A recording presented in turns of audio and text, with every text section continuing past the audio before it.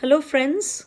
This is Lopa Banerjee, and after a long hiatus, I would say that I'm back with some poetry readings.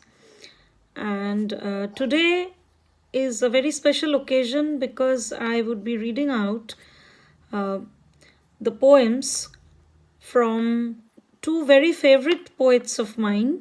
One is Gopal Lahiri, Dada, and he is of the same city where I belong to, Kolkata in India.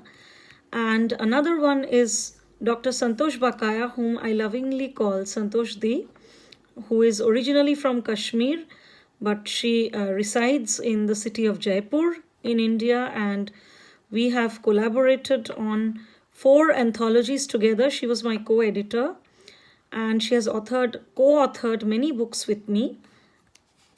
So these two very special poets, very special persons, when they collaborated on one single book, the result was spectacular, magical. And the name of the book is, guess, From Prinsep Ghat to Peer Panjal. And it is right now an ebook publication lovingly brought together by Antara Nanda Mondol, who is another very dear friend of mine of Blue Pencil in India, publishing house, Blue Pencil Publishing. So these poems are very special and very close to my heart because there are many emotions embedded in the poems which speak of not only the city where the poets belong to. In Gopal Lahiri Dada's case, it is Kolkata, about the city which he writes about. And in Santosh Bakaya's poetry, it is the quintessential Kashmir. The Kashmir of our memories, the Kashmir which is not only the Switzerland of India, the pristine beauty of Kashmir, but it is the memories of Kashmir which keep her going. So I would read two poems from that collection. One is a Kolkata poem written by Gopal Lahiri first, and then I will go to Dr. Santosh Bakaya's poem about Kashmir. So, about Kolkata, in the preface, before the poems begin, Gopalda writes, Calcutta's transformation to Kolkata from a place where the days went by in leisurely fashion to the churning, vibrant city that it is today is revealing and create an atmosphere for living aspiration. It can have a profound and lasting impact on our lives. For this, we need perhaps to understand the troubled colonial history, cultural concern, and social diversity. The grand architectural spectacle of the old houses and art galleries, the Durga Puja festivals, the vibrant poetry and politics make this city a rare place to live in. So true, Gopalda, and it so very resonates in the heart of every Kolkatan. So I'm reading out the first poem which he has kept in this collection, whose name is Kolkata, and it is inspired by a beautiful picture of Kolkata. I wish I could show the picture here, but since I'm reading from the Kindle, which is downloaded in my Kindle app, I can only read the poem, and anyone who has already purchased the Kindle version can see what how beautiful the image or the picture itself is, and the poetry that is inspired by it is so deep and enriching. Kolkata. Only once through a local train's window I watch all those silent streets open up for a conversation. Walking in the rain, I follow the silvery tram lines and mark its route charts. A city with weather-beaten face do not always follow geography, dropping petals on the courtyard of the houses. Trees laden with orange fruits never reach the overgrown shadow. Rickshaw pullers drink tea on the earthen cups. The setting sun descends on the warm water of Hooghly. I take your hands in mine, the river bank buries our whispers. A word appears on the signboard, speaking directly to the crowd. I stitch 7 striking letters in your soft palm, KOLKATA, Kolkata.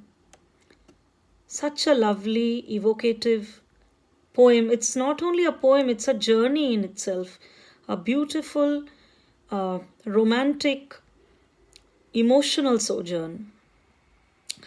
And I would encourage everybody to read this collection, which is so rich in not only memories, but uh, the very fabric of the city, of both the cities, Kolkata and Kashmir, are embedded in the poems in such a rich, evocative wordplay that will mesmerize everybody. And here Santosh Bakaya writes about her homeland, Kashmir. And I would like, before I go to the poem, I would like to read, apart from the preface, which explains why the poems are written in the first place. So, Santosh Bakaya writes, for others, Kashmir is India's Switzerland, the land of Sufi saints, of spectacular scenic beauty, of bridges, snowmen, snow-clad peaks and snowflakes, of majestic pine and fir trees, vibrant flowers and colorful birds. For me, Kashmir is a string of memories. I'm flooded by a memory avalanche when I think of Kashmir. So, this preface, so beautifully, this is only a part of the preface, which is a prose poem in itself, I would say. And once you read it, you will be drenched in its beauty. And the poems that follow, they justify the psyche behind it all so beautifully. So, I'm reading the first poem of hers, the first poem of Kashmir that she writes and places in the collection. And the name of the poem is I Still Smell Those Fragrant Flowers by Santosh Bakaya. There is an itching in the scars of yesteryears as the wilted flowers of memory suddenly resurrect. I see a beautiful ferron clad, rosy cheeked girl sitting on a boulder near the Lido, thoughtful, sad. Another crooning a lull dead song, a pitcher of water on her head. Zuv chum Brahman ghar ghatshaha. God, please take me home. My heart yearns to go home. Striking at the roots of a world gone hopelessly wrong. A pathetic little snowman sheds tears for a lost age. The two chinar leaves doing double duty as its hands, beckoning me towards that grand age where Nasreen and Veena chortled in juvenile mirth, hopscotching away their childhood on a happy earth. Yes, I still smell those flowers, those wilted flowers of memory, where that rosy cheeked girl cowers, petrified. There was a tumult in those eyes, so sad.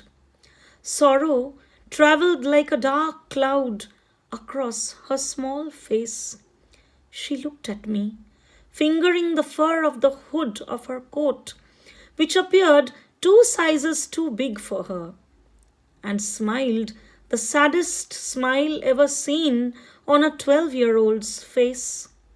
Yes, yes, I still smell those flowers that she held in her hands.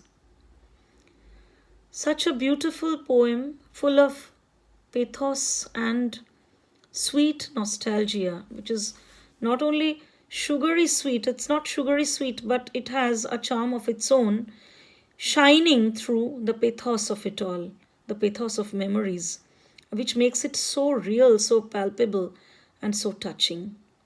Thank you so much, and I hope you liked my rendition of both these poems. And this was my reading from a very special book, an ebook collection, uh, From Prinsep Ghat to Peer Panjal, jointly authored by Gopal Lahiri and Santosh Bakaya. Thank you again so much.